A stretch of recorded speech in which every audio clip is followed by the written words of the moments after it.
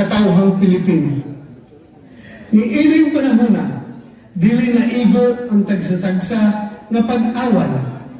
Kinahanglan nato ang usa ka tingog, usa ka direksyon o lig-ong baruganan batok sa korupsyon, pag-abuso o mga lakang na nagtumong sa pagpahilom sa oposisyon.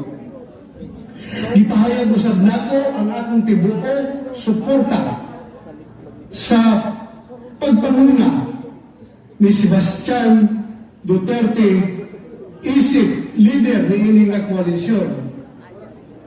Nailhan nato si Mayor Basti na usa ka isog na ay baruganan andang makikaway o iaway gyud niya ang hustisya alang sa katawhan.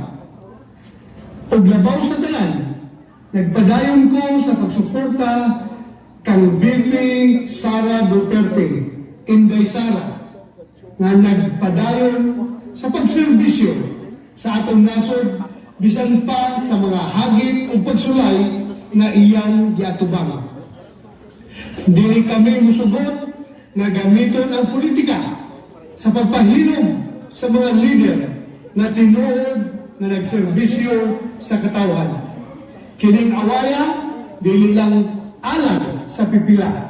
Kining alang sa tanang Pilipino na nanandoy o tarong na kagamhanan, makatarunganong sistema o mas maayong kaugmaon.